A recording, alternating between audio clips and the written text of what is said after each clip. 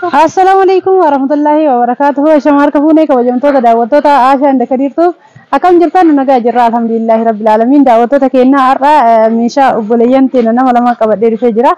Meeshaan obboleettii teenya takka gannooti, takka gannoodha, takka immoo mustariyaadha jechuudha. Daawwattoota keenya isaan lachuuyyuu ijoollee habeeti.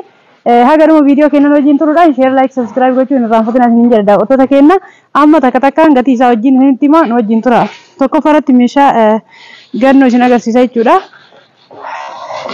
Meeshaan ganno isa kana asitti maaltu jira? Qoriitu jira. Qorii aadaa Arsii qabdi kun asitti daawwattoota keenya kana fakkaata jechuudha. Daawwattoota keenya qorii aadaa Arsii qarshii 3,000 rakabooti abbaa gadaa kun sufraa fi siinii isaa wajjin jechuudha. Daawwattoota keenya haala kanaan gurgurama rakabootiin abbaa gadaa qarshii 3,100 kabiraa distii abbaa 3 qabdi. Kun distiin kun 3 walirratti qarshii 2,500 kaidaan ummatu televiziyoon abbaa inchi 32 qabdi. Kun televiziyoon abbaa inchi 32 ishigi keessara isa kana qarshii 15,000 isin jedha. Daawwattoota keenya televiziyoon smartii ta'edha jechuudha. Daawwattoota keenya kaidaan ummatu soofaa diimaa jedha. Soofaa diimaa jechuun isa kana jechuudha. Daawwattoota keenya firaasha 4 tiraasii 12 uffata firaasha 4 fi uffata tiraasii 12 jechuudha. Daawwattoota keenya isaan lachuu maashii bitatan jechuudha. Nama lamaan kun illasitti haala kana hodhamee kalaari makanaan jira jechuudha. Daawwattoota keenya inni kun waliigalatti firaasha 4 tiraasii 12 wajjin uffata isaa wajjin qarshii 21 hojjetama. Daawwattoota keenya keessatti saarvisii adiyyaadha. Saarvisii adiyyaa jechuun isii tanaadha jechuudha. Daawwattoota keenya isaan sadii walirratti qarshii 900 jechuudha. Daawwattoota keenya keessatti ummatu isaanii zirgiiti. Isaanii zirgii firee 12 itti erti kun isaanii zirgii akkana jirtana firee 12 innee fi jirra qarshii 1,500 keessatti cilfaa firee 3 qabdi kun haala kanaan innataan cilfaa firee 3 qabdi jechuudha. Daawwattoota keenya birrii 600 keessatti jookii adiyyaadha.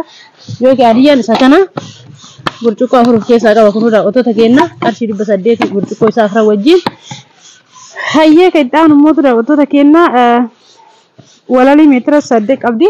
Walali meetira 8 kun asitti argama.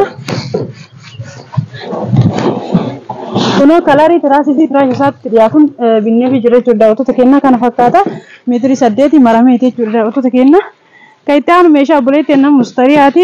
Meeshaa mustariyaa maal akka ta'e isinumatti agarsiisa. Gatii isaa wajjin akkaduma viidiyoo keenya share like subscribe gochuun irraanfatina isin jedha. Daawwattoota keenya warri lakkoofsa keenya barbaadan duwwaa 977 jechuudha nu argachuu dandeettani. Imo WhatsApp fayyadamna wanta karaa barbaadan nu argachuu dandeettani.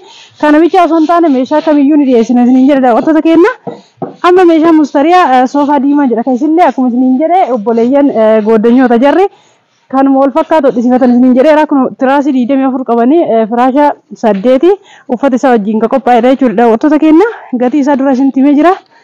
Isinleen qorii qabdi jechuudha. Kun qoriin isaanillee maachidha kalarii tokkoon kunaa jirti qarshii 3,000 tunillee xuunxootu jira. Xuunxoon 1,700 qoraasumaati jechuudha. Daawwattoota keenya keessatti immoo masoobii buddeena itti erti. Kun masoobiin buddeena as jira.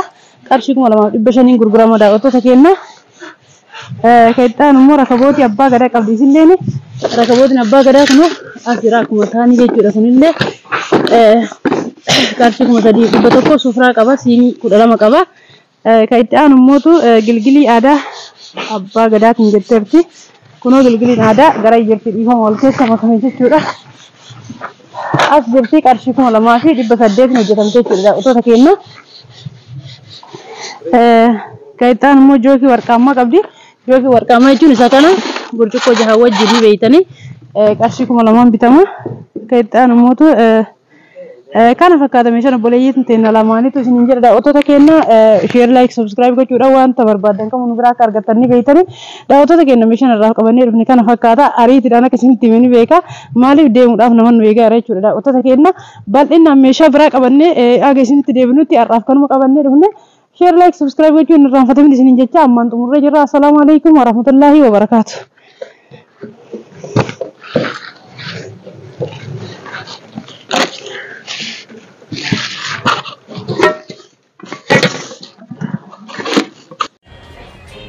Semua selalu malam.